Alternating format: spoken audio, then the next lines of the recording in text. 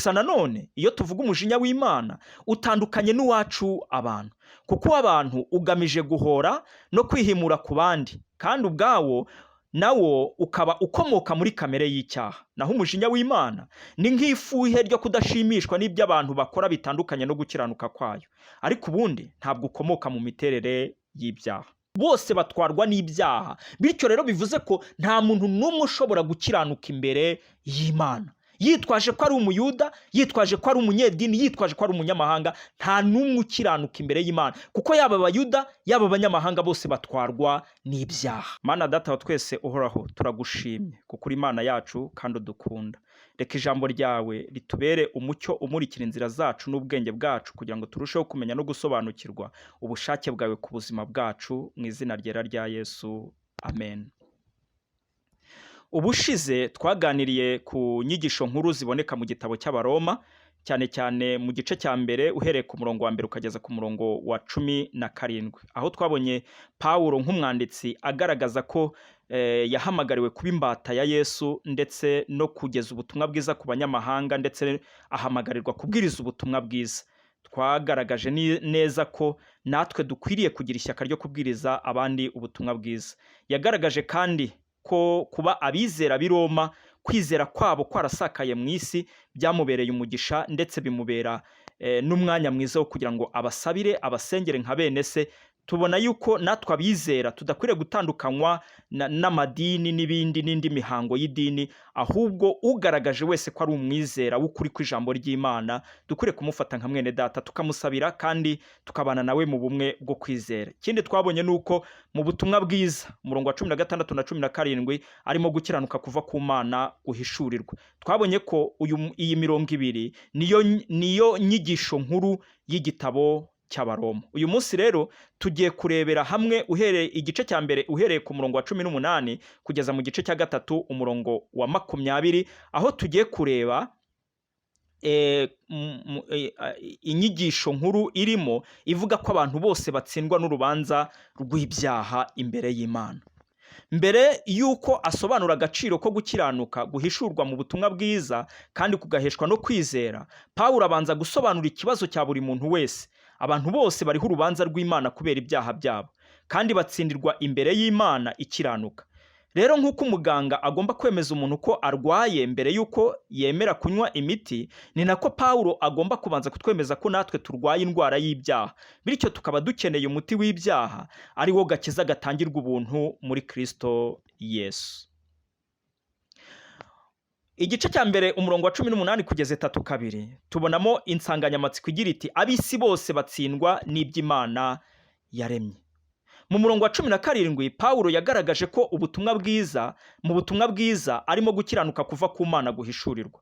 Nanone mu murongo wa 18 agaragaza ko umujinya w'Imana uhishurwa uva mu ijuru. Bigaragara rero ko hari isano hagati yo gukiranuka kw'Imana n'umujinya wayo. Gusa nanone iyo tuvuga umujinya w'Imana utandukanye n'uwacu abantu, kuko abantu ugamije guhora no kwihimura ku bandi, kandi ubwawo nawo ukaba ukomoka muri kamere y'icyaha. Naho umujinya w'Imana ni nk'ifuhe ryo kudashimishwa n'ibyo abantu bakora bitandukanye no gukiranuka kwayo, ariko ubundi ntabwo ukomoka mu miterere y'ibyaha. Muri iyi mirongo rero, cyane cyane umurongo wa 19 na 20, tubona ko Imana yihishuriye abantu bose. Umurongo wa 19 n'uwa 20 itubwira impamvu umujinya w'Imana uhishurwa. Imana yihishuriye abantu mu byo yaremye, kandi mu buryo bugaragara, ku buryo abantu bose bafite ubushobozi bwo kumenya Imana nta mayobera, bashingiye ku byo yaremye. Ubushobozi n'imiterere y'Imana kuva isi yaremwa bigaragazwa n'ibyo yaremye, kandi ibyo byari ukugira ngo abantu bayimenye, babeho badafite icyo kwireguza mu gihe bahisemo kwanga Imana. Bityo rero ibitaboneka byayo, ni ukuvuga imiterere yayo, bigaragazwa n'ibyo yaremye. Harimo ububasha bwayo buhoraho nk'uko tubibona mu murongo wa 20, ubumana bwayo ko tubibona mu murongo wa 20, nanone icyubahiro cyayo nk'uko tubibona muri Zaburi ya 19 umurongo wa 1 n'uwa 2, ndetse n'ineza yayo nk'uko tubibona mu byakozwe n'intumwa igice cya 14 umurongo wa 17. Rero tugomba kumenya yuko impamvu Imana yahaye abantu amaso, amatwi, amazuru ndetse n'ubwonko ari ukugira ngo bamenye Imana, bayishime ku bw'ibyo yaremye. Intego nyamukuru rero ya buri muntu wese mu buzima bwe bwose ni ukumenya Imana no kuyishimira imirimo yayo itangaza, ubwenge bwayo, imbaraga no guhoraho kwayo bigaragazwa neza n'ibyo yaremye. Mu murongo wa 21 na 23 tubona ko aho kugira ngo abantu bashima Imana, ahubwo tubona inyiturano y'abantu, tubona icyo abantu bitura Imana. Abantu bashikamiza ukuri gukiranirwa kwabo. Ubundi kumenya Imana bituma umuntu ayubaha nk'Imana, akayishima, ariko kubw'ububi bw'abantu, iyi mirongo itwereka ko badakurikiza cyangwa se batubahiriza Imana nk'Imana, ntibashima Imana, bita ku bitagira umumaro, biyita abanyabwenge, kandi bagahindura ubwiza bw'Imana idapfa ibishushanyo by'abantu bapfa. Mu yandi magambo, baramya ibigirwamana aho gusenga Imana rurema. Tekereza kuri ubu bugome bw'abantu. Rero birasobanutse impamvu akenshi abantu bita ibyo twigisha ubupfapfa.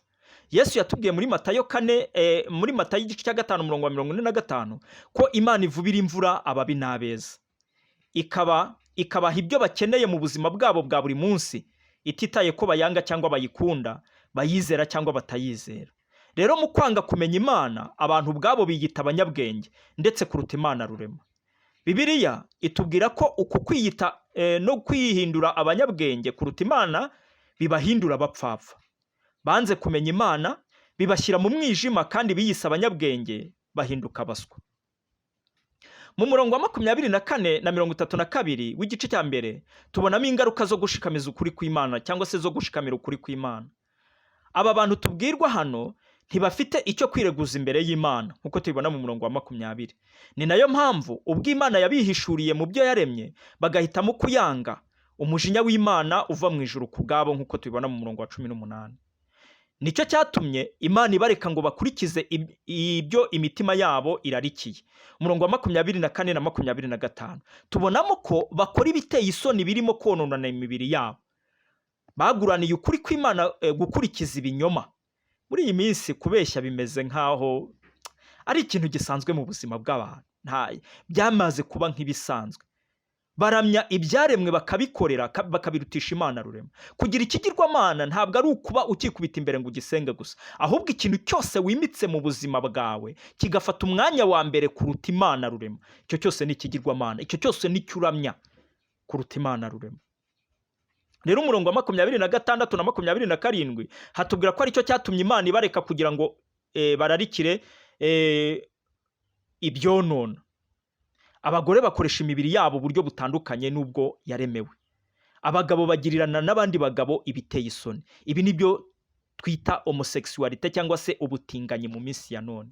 Mu by'ukuri abantu mu minsi ya none imibiri yabo bayikoresha ibitandukanye n'Imana yayiremeye. Abagabo bakareka kugirira abagore iby'imibiri yabo yagenewe, ahubwo bagashyuhira abandi bagabo n'abagore bikabuko. Mu by'ukuri Bibiliya ivuga ko bashyushywa no kurarikirana. Abagabo bahuje ibitsina n'abagore bahuje ibitsina. Mu by'ukuri iyi niyo mitima igaragara irwanya iby'Imana. Nicyo cyatumye rero Imana ibareka ngo bagire imitima yabaye akahebwe bakora ibidakwiriye, kuko tubibona mu gice cya mbere umurongo wa 28 kugeza 32. Buzuye gukiranirwa kose n'ububi, kurarikira, igomwa, ishyari n'ubwicanyi, intonganya n'ubugambanyi, gukina abantu ku mubyimba no gusebereza abandi ahatagaragara. Mu by'ukuri iyi ni imibereho igaragara mu bantu, ariko nanone nk'uko ijambo ry'Imana riri kutubwira hano, akaba ari ikimenyetso cyo gukiranirwa, akaba ari ikimenyetso cy'umutima utubaha Imana, akaba ari ikimenyetso cy'umutima utaramenye Imana. Mu by'ukuri niyo waba witwa umukristo ariko ukibonaho ubu buzima, menya neza yuko uciriweho iteka ryo kurimbuka, menya neza yuko umujinya w'Imana ukuriho. Icyo ijambo ry'Imana rigusaba ni uguhindukira no kwizera Yesu Kristo nk'umwami n'umukiza w'ubugingo bwawe. Rero hari impamvu zisobanutse zatuma Imana isuka umujinya wayo ku bantu, kuko abantu bose bafite ubushobozi bwo kumenya ukuri, ariko kubera ubugome bwabo barakwanga, bagahitamo gukora ibiteye isoni. Ikindi tubona uhereye mu gice cya 2 noneho ku murongo wa mbere kugeza umurongo wa 16 hatwereka ko abantu biyita abakiranutsi batsindwa n'amategeko yanditse mu mitima yabo. Umurongo wa mbere kugeza umurongo wa gatatu w'igice cya kabiri, abiyita abakiranutsi ni indyarya. Bibiliya iravuga ngo ucira undi urubanza aba yitsindishije kuko nawe akora nk'ibyo amurega. Niba umuntu aberaho kuvuga ngo bariya ni abapagana, aba ntibakizwa, aba ntibameze gute, kandi mu by'ukuri nawe ukora nk'ibyo bakora, waba ubikorera hihishe, waba ubikorera ahagaragara, mu by'ukuri nawe uri indyarya. Kandi ijambo ry'Imana riravuga muri iyi mirongo ngo niba ucira abandi urubanza ukora bimwe n'ibyo bakora, ntabwo uzarokoka iteka ry'Imana. Yesu rero muri Matayo igice cya 7 umurongo wa mbere yatubujije kudacira abandi urubanza. Kuba imitima yabo rero n'ibitekerezo byabo bibarega byerekana ko amategeko y'Imana yanditswe mu mitima yabo. Umurongo wa 2, umurongo wa 4 n'uwa 6 w'igice cya 2 tubona ingaruka z'uburyarya bw'abiyita abakiranutsi. Aho kugira ngo bave mu nzira zabo mbi bahindukirira Imana, ahubwo bakomeza kwinangira imitima bakarwanya Imana n'ibyayo. Umujinya w'Imana rero umunsi uzahishurwa uzagera kuri buri wese muri abo bose bitewe n'ibyo bakoze bibi birwanya Imana n'ibyayo. Nibwo Imana izabasohozaho ubutabera bwayo bwo gukiranuka mu gucira imanza abanyabyaha. Umurongo wa 6 turatubwira ngo Imana izitura umuntu wese ibikwiriye ibyo yakoze. Abagalatiya 6:10 ho haratubwira hati Imana ntinegurizwa izuru, ntimwishuke, Imana ntinegurizwa izuru, ibyo umuntu abiba nibyo azasarura. Ubibira mu mubiri azasarura kubora, naho ubibira mu mwuka azasarura ubugingo buhoraho. Imana ntirobanura ku butoni, ukora ibyo gukiranuka iramwemera. Igice cya 2 umurongo wa 7 kugeza 11 Pawulo avuga ku bantu bakomeje kwizera kwabo. Akoresha amagambo avuga ngo abashaka ubwiza n'icyubahiro no kudapfa babishakishe gukora ibyiza badacogora. Abakore bityo umurongo wa 10 Imana izabitura ubugingo buhoraho. Rero abagereranya n'abantu bikunda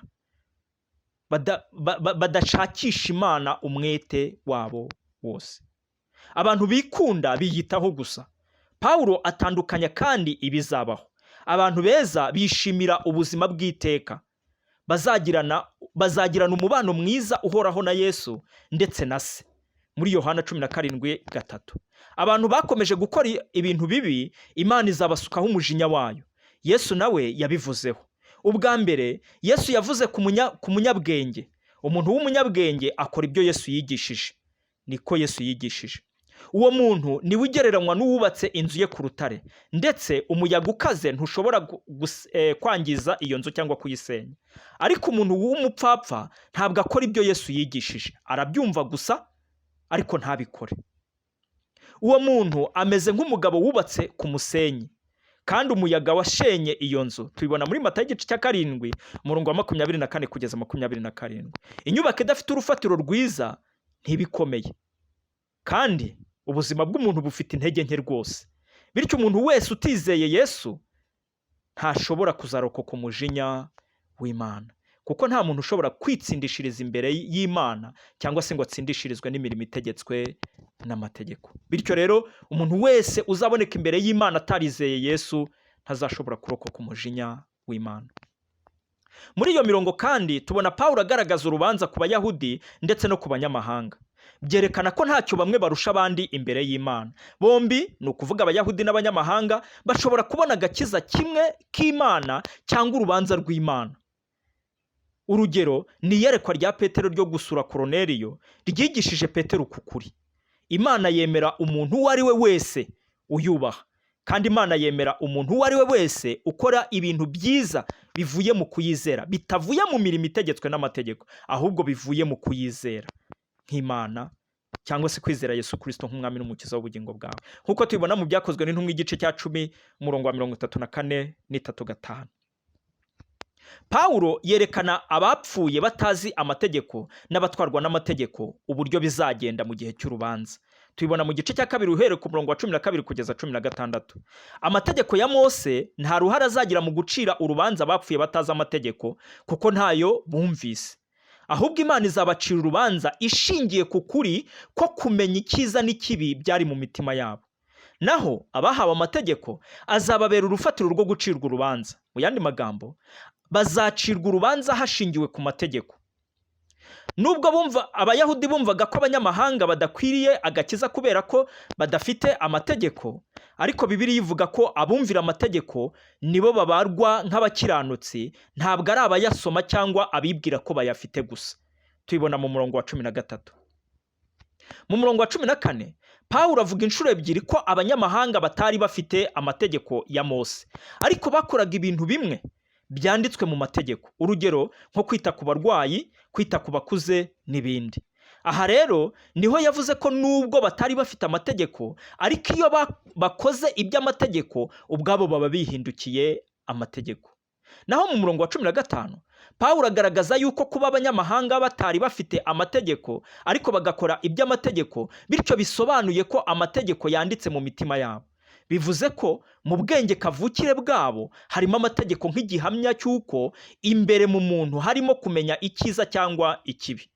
Bityo kubera kamere y'icyaha, abantu banga guhitamo icyiza ku bushake, ahubwo kuko imitima yabo yabaye akahebwe bahitamo kugomera Imana bagakora ibiteye isoni. Mu murongo wa 16 Pawulo agaragaza ko nubwo urubanza rwose ruzacirwa muri Kristo Yesu, ariko abapfuye mbere y'icyo gihe umutimanama wabo wabamenyeshaga icyiza n'ikibi nk'igihamya cy'uko amategeko y'Imana yanditse mu mitima yabo uzashingirwaho. Bityo mu baremwe bose nta n'umwe ufite icyo kwireguza imbere y'Imana yuko atamenye Imana, kuko uhereye kera kose Imana yihishuriye abantu mu byo yaremye kugira ngo bayimenye, bayiramye kandi bayihimbaze. Ariko abantu bahitamo kuyanga, ahubwo bagakora ibiteye isoni biva mu irari ry'imitima yabo yangijwe n'icyaha. Mu gice cya 2 umurongo wa 17 kugeza igice cya 3 umurongo wa 8 tubona ko abayuda bumva ko bakiranuka kuko ari abayuda, nabo batsindwa no kutumvira amategeko.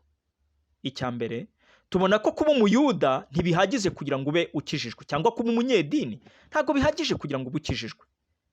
Hari impamvu zitandukanye zatuma abayuda bibwira ko bazatsindishirizwa imbere y'Imana, ariko kumenya icyo Imana ishaka ntibihagije.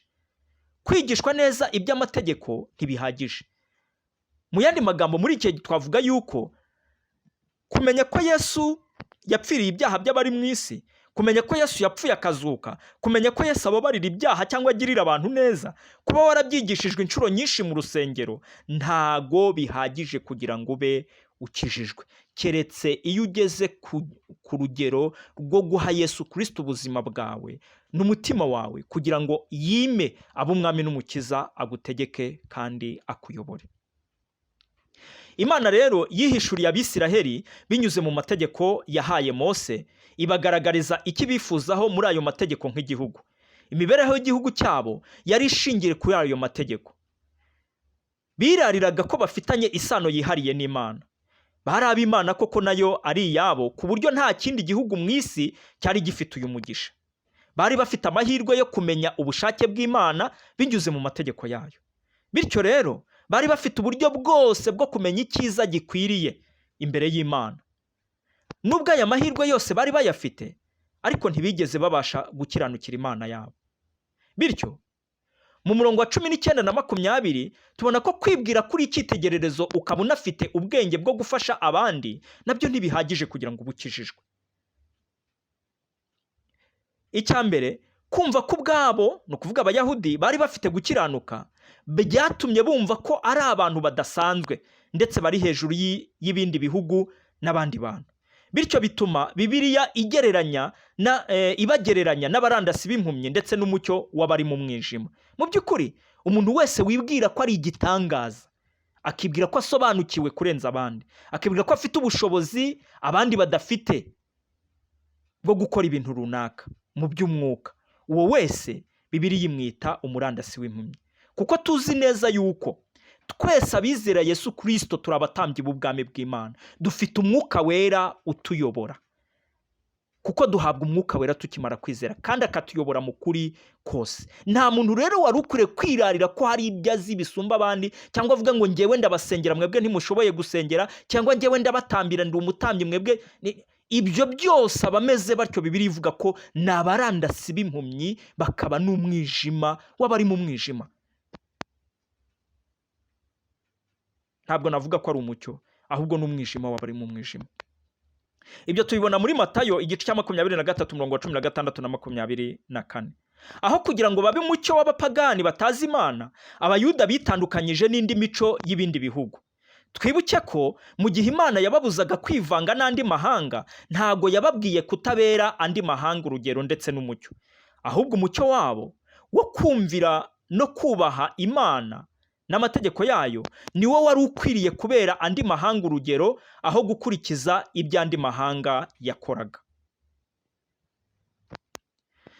Ntibigeze rero basobanukirwa icyo bivuze kuba barahawe amategeko y'Imana, kuko mu mategeko bahawe kumenya Imana n'ukuri, ariko ntibyigeze biba mu buzima bwabo. Akenshi natwe uyu munsi niko bimeze. Tuvuga ko twahawe agakiza, ariko imibereho yacu ikaba itandukanye n'agakiza tuvuga ko twahawe. Muri Tito igice cya 1 umurongo wa 16 haragira hati: bavuga ko bazi Imana, ariko imirimo bakora ikabihakana. Kuvuga ko uzi Imana, kuvuga ko wamenye Imana ni ikintu kimwe, ariko ikigaragaza ko wamenye Imana ni ubuzima ubaho. Abayuda rero bavugaga ko ari abantu b'Imana kuko bafite amategeko y'Imana bahawe, ariko kutabaho ubwo buzima bw'ayo mategeko ntacyo byari bimariye andi mahanga. Kandi Imana icyatumye ibaha amategeko, yashakaga ko gukiranuka kuzanwa n'amategeko gutuma baba umucyo w'andi mahanga kugira ngo bamenye Imana, ariko ntibigeze babishobora. Natwe niko tumeze. Abantu benshi bavuga ko ari abakristo, abandi tukavuga ko turi abapasitoro, abandi tukavuga ko turi intumwa, abandi tukavuga ko turi ba bishopu, ariko mu by'ukuri imibereho yacu niba itabera abandi umucyo ubayobora kuri Yesu, ntacyo bimaze, ndetse n'agakiza turirimba ko dufite ntako gafite ikibazo. None se ni ukubera iki kuba umuyuda bidahagije? Ni ukubera ko abayuda nabo bacumura amategeko, ku buryo izina ry'Imana ritukwa mu bapagani ku bwabo. Mu mirongo ya 21 na 23 Pawulo agaragaza uburyarya bw'abayuda, kuko ibyo bigisha n'ibyo bavuga mu mategeko atari byo bakora, akaba atari nayo mibereho babaho. Bityo bigatuma izina ry'Imana ritukwa mu batizera. Gereranya iyi miterere n'iyacu abitwa abakristo mu gihe cya none. Tuvuga ko turi abakristo, tukavuga ko twizera, ariko ubuzima tubaho bukaba butandukanye n'ibyo tuvuga ko twizera. Ibi nibyo Yesu yavuze muri Luka igice cya 17 umurongo wa 12, avuga ku babera abandi bisitaza n'ibigusha, babuza abandi kwinjira mu bwami bw'Imana. Ese aho kuko ntitwaba turi abarandasi b'impumyi, ni umwijima w'abatizera aho kubabera umucyo? Tubitekerezeho. Ikindi tubona mu gice cya 2 ku murongo wa 25 na 29 ni uko gukebwa ku bayuda ntibihagije kugira ngo babe bakijijwe, ariko kuri iki gihe twavuga ngo kuba umunyedini ntibihagije kugira ngo ubukijijwe. Pawulo agaragaza ko gukebwa kugira umumaro iyo umuntu akomeza amategeko, naho iyo adakomeza amategeko ntaho aba atandukaniye n'utakebwe. Bityo abatakebwe babaho nk'abangeso nziza, batsindisha abayuda batumviye amategeko kandi bayafite. Mu yandi magambo, niba tuvuga ko turi abizera ariko ntitubeho ijambo ry'Imana uko rivuga, ntitubeho imibereho ihindutse, ntitubeho imibereho y'ubumwe bw'abana b'Imana, ntitubeho imibereho y'urukundo rw'abana b'Imana, ntitubeho imibereho yayindi ihindutse ku buryo umuntu utizera ashobora kubona Kristo mu buzima bwacu, reka nkubwire, kuba tuvuga ko twizera no kuba dufite ijambo ry'Imana ntacyo bitumariye. Niyo mpamvu kubw'iyo mpamvu Pawulo avuga ko umuyuda wo mu mutima, akaba yaranakebwe mu mutima, niwe muyuda nyakuri. Mu yandi magambo, umuyuda nyakuri si ukomeza amategeko gusa, ahubwo ni uwahindutse mu mibereho ye y'imbere muri we, akubaha Imana ndetse agaharanira gukiranuka nk'uko yabisabwaga n'amategeko. Mu gihe cya none cyangwa se muri iki gihe, reka tuvuge yuko kwitwa umukristo byashoboka, ariko ntiwaba umukristo udafite Yesu. Rero kuba warabaye umukristo ukwiriye kubaho imibereho ihindutse, ihereye imbere muri wowe, kandi ukubaha Imana n'ibyayo n'ijambo ryayo, kandi ukabaho imibereho ihindutse, iyo abandi babona bakabona Yesu muri wowe, utiriwe ugira n'icyo uvuga. Bityo rero navuga yuko abanyedini b'iki gihe ntacyo bafite cyo kwirata. niba imibereho yabo idahindutse ngo ibe koko ari imibereho ihuye n'ijambo ry'Imana, ihuye n'imibereho y'abizera muri Kristo Yesu, ihuye n'imibereho y'imbuto z'umwuka duheshwa n'ijambo ry'Imana, mu by'ukuri nta kintu cyo kwirata umuntu aba afite. Amatitire ntacyo bivuze. Kuba pasitoro, kwitwa umuririmbyi, kwitwa apotre, kwitwa bishop ntacyo byaba bivuze. Bigira icyo bivuze gusa iyo umuntu afite Kristo Yesu nk'umwami n'umukiza, kandi akaba abaho imibereho ihindutse y'ijambo ry'Imana. Ingaruka z'uburyarya bw'abayuda batumvira amategeko, Bibiliya ivuga ko batazatsindishirizwa. Mu by'ukuri nkuko Bibiliya natwe bitubwira muri Matayo igice cya 7, kuri uwo munsi abantu benshi bazabaza Yesu bati, ntitwahanuraga mu izina ryawe, ntitwirukanaga abadayimoni mu izina ryawe, ntitwasengeraga abarwayi mu izina ryawe, ntitwakoraga ibitangaza mu izina ryawe? Ariko Bibiliya yatubwira ngo kuri uwo munsi nibwo azaberurira ati, nimumve imbere mwa nkozi z'ibibi mwe, ntago nigeze mbamenya. Mu yandi magambo, ntago aba bantu nubwo babikoraga mu zindi mbaraga zitari imbaraga z'izina rya Yesu, kuko ikigaragara nuko Yesu atigeze abamenya. Ni gute Yesu yagombaga kubamenya? Nuko bakagombye kuba baramwizeye nk'umwami n'umukiza w'ubugingo bwabo. Ubusanzwe Yesu abazi nk'abantu yaremye, ariko ku isano bafitanye nawe y'amaraso ye ntabwo yigeze abamenya. Bivuga rero ko barabikoraga bigakoreka, bakoraga ibitangaza rwose, bavugaga mu ndimi, barahanuraga, bakizaga abarwayi, barabikoraga ariko badafite Yesu. Ntimushukwe rero, ibishashagirana byose ntabwo aba ari zahabu. Igice cya 3 uhereye ku murongo wa 1 ukageza ku murongo wa 8, nubwo bimeze bityo, umuyuda arusha abandi iki? Niko ijambo ry'Imana ritubaza. Icyo tubona nuko abayuda bafite icyo barusha abandi, kuko bahawe ibyavuzwe n'Imana. Ariko nubwo abayuda bamwe batizeye bakaba batumvira amategeko, ibyo ntibihindura ubusa gukiranuka kw'Imana, kubera ko abumva gusa amategeko atari bo bakiranuka ku Mana, ahubwo abayumvira nibo bazatsindishirizwa nayo, nkuko tubibona mu gice cya 2 umurongo wa 13. Reka rero twinjire mu kindi gice gisoza, dutangirira tubona ku murongo wa 3, mu gice cya 3 umurongo wa 9 kugeza 20. Hatwereka yuko abantu bose batsindwa n'urubanza rw'ibyaha. Umurongo wa 9 umeze nk'uduha ikirego. Abayuda n'abanyamahanga bose batwarwa n'ibyaha. Mu yandi magambo, noneho tugiye kubona neza yuko nta muntu n'umwe, yaba umuyuda yaba umunyamahanga, bose batwarwa n'ibyaha. Bityo rero bivuze ko nta muntu n'umwe ushobora gukiranuka imbere y'Imana. Yitwaje ko ari umuyuda, yitwaje ko ari umunyedini, yitwaje ko ari umunyamahanga, nta n'umwe ukiranuka imbere y'Imana, kuko yaba abayuda yaba abanyamahanga bose batwarwa n'ibyaha. Kandi mwibuke ko Abaroma 6:23 bavuga ko ibihembo by'ibyaha ari urupfu. Rero uko gutwarwa n'ibyaha kw'abanyamahanga n'abayuda, ibyanditswe byera birabihamya. Tubibona mu gice cya 3 umurongo wa 10 kugeza 18. Muri iyi mirongo Pawulo yakoresheje ubuhamya bw'ibice 6 byo mu Isezerano rya kera, cyane cyane Zaburi na Yesaya.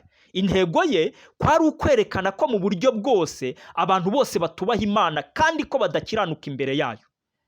Bityo iyo usomye igice cya 3 umurongo wa 10 kugeza 12, hatwereka yuko abantu bose ntibakiranuka mu miterere yabo. Muri iyo mirongo hagaragaramo yuko ntawe ukiranuka n'umwe, ntawe ushaka kumenya Imana. Twese twarayobye, twabaye ibigwari mu kumenya Imana, ntawe ukora ibyiza n'umwe. Aya niyo magambo agaragaza abo bantu n'imiterere yabo imbere y'Imana. Bityo bose batwarwa n'iki? N'ibyaha, yaba abanyamahanga n'abayuda. Icya kabiri, mu murongo wa 13 kugeza 17, abantu bose ntibakiranuka mu myifatire yabo. Icya mbere tubonye ko abantu badakiranuka mu miterere yabo, kuko ntawe ukiranuka n'umwe, ntawe ushaka kumenya Imana. Twese twarayobye, twabaye ibigwari mu kumenya Imana, ntawe ukora ibyiza n'umwe. Noneho abantu bose ntibakiranuka mu myifatire yabo. Tubibona mu gice cya 3 umurongo wa 13 kugeza 17. Bibiliya ikoresha ingero, iravuga ngo imihogo yabo ni imva zirangaye. Mu yandi magambo, bamiragura ibyo babonye byose, ntibita ku kubaha Imana, ntibita ku kuyishaka, ntibita ku kuyubaha. Imyifatire yabo igaragaza ko batubaha Imana. Icya kabiri, bariganisha indimi zabo. Mu by'ukuri niba hari ikintu gikomeye kibaho muri iyi minsi ni ikinyoma. Abantu mu minsi ya none ikinyoma bagifashe nk'ubuzima busanzwe, nyamara ikinyoma nicyo gitumye turi mu buzima tubayeho uyu munsi, kuko nicyo Satani yakoresheje kugira ngo ariganye Adamu na Eva, bashidikanya Imana n'ukuri kw'ijambo ryayo, bityo bituma bacumura ku Mana, natwe twokozwe icyo cyaha gutyo. Rero ikinyoma ni ikintu kibi. Yewe muntu uriganisha ururimi rwawe, ndakwinginze menya ko utazarokoka umujinya w'Imana. Iminwa yabo yuzuye ubusagwe nk'ubw'inzoka y'inkazi. Iminwa yabo yuzuye ibikakaye, yuzuye amagambo ameze nk'uburozi bwica. Niko Bibiliya itubwira mu Migani ngo ijambo ribi ryicana nk'inkota. Hari abantu bafite iyi miterere, akanwa kabo kuzuye ibitutsi, ntibubaha abakuze, ntibubaha ababayobora, ni gutyo bameze. Mu myifatire yabo ntibakiranuka, bagira amagambo abishye, ntiwamushakaho ijambo rirema ibyiringiro ngo uribone. N'ababivuga babivugana uburyarya n'ubwibone, baca hejuru, ntiteranya, ntagira gute, ukanga kubwiza umuntu ukuri akarinda henuka ubireba. Bibiliya iratubwira ngo ibirenge byabo byihutira kuvusha amaraso. Mu by'ukuri iyi ni imiterere y'aba bantu mu myifatire yabo, ntabwo bakiranukira Imana. Ariko ijambo ry'Imana ritubwira muri iyo mirongo y'uko kurimbuka n'umubabaro biri imbere mu nzira zabo. Umurongo wa 18 utwereka ko abantu bose ntibakiranuka mu myumvire yabo. Muri uwo murongo Bibiliya itwereka ko ntibagira kubaha Imana mu nzira zabo, ntibagira ubwo bashaka kubaha Imana. Donc ibyo batekereje nibyo bakora, ibyo bashaka nibyo bakora. Hari abahinyura bakavuga ngo igihe bavugiye ko Yesu azaza, igihe bavugiye ngo Imana ikora ibi, ntabwo ibyo tukibyumva, ntabwo tukibyizera. Ariko mu by'ukuri ijambo ry'Imana ryo naho ryatinda, ariko iby'Imana yavuze bizasohora. Bene data bakundwa, rero reka tugere ku musozo, ko twavuze ko dusoreza ku gice cya 3 umurongo wa 19 na 20. Hatwereka umusozo w'iki cyigisho cyitwa cyangwa se insanganyamatsiko ivuga ko abantu bose batsindwa n'urubanza rw'ibyaha imbere y'Imana, uhereye mu gice cya mbere umurongo wa 18 kugeza igice cya 3 umurongo wa 20. Abantu bose aho bava bakagera, baba Abayuda, baba abanyamahanga, bose batsindwa n'urubanza rw'ibyaha imbere y'Imana. Rero dusoza muri iyi mirongo ya 19 na 20, abantu bose bagomera Imana ku buryo batsindwa n'urubanza rw'ibyaha imbere yayo. Nta muntu uzatsindishirizwa no kumvira amategeko, kubera ko intego y'amategeko atari iyo gutsindishiriza abantu, ahubwo amategeko amenyekanisha icyaha icyo ari cyo no gukiranuka kw'Imana umunyabyaha atabasha gushyikira ubwe. None se twakora iki ngo dutsindishirizwe cyangwa dukizwe? Abantu benshi bibwira ko ubwo ari abantu beza, bakora ibintu byiza, kandi bakaba bubahiriza imihango n'imirimo itegetswe n'idini bibahesha gutunganira Imana. Abatekereza batyo nabo batsinzwe n'urubanza rw'ibyaha, kuko ari nta muntu utsindishirizwa n'imirimo itegetswe n'amategeko cyangwa itegetswe n'idini. Rero nta muntu ukiranukira Imana kubera ibyo yakoze, ahubwo uwumvise akizera hanyuma agahinduka akabaho imibereho ya Yesu, uwo niwe uba yaratsindishirizwe by'ukuri. Igice gikurikira kizadufasha kumenya uko umunyabyaha wese, yaba Umuyuda cyangwa umunyamahanga, atsindishirizwa imbere y'Imana. Reka dusenge. Mana Data wa twese uhoraho, turagushimye.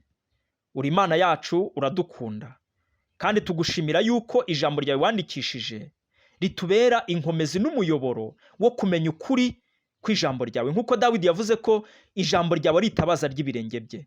Ndasaba kugira ngo Mwami ijambo ryawe, cyane cyane muri iki gitabo cy'Abaroma, dusobanukirwe neza ukuri kw'ijambo ryawe, uko umunyabyaha atsindishirizwa imbere y'Imana, n'iteka ritegereje abanze kumvira ukuri kw'ijambo ryawe cyangwa kwizera Yesu Kristo nk'umwami n'umukiza ubugingo bwabo. Nuko ufashe buri wese wumvishire ijambo ryawe kugira ngo Mwami Imana yacu aritekerezeho, kandi umucyo umumurikire uturuka mu ijambo ryawe afashijwe n'Umwuka Wera. Nuko ubuntu bw'Umwami wacu Yesu Kristo n'urukundo rw'Imana Data wa twese n'ubusabane no gufashwa n'Umwuka Wera bibane natwe twese ndetse n'abizera bose mu izina ryera rya Yesu. Amen.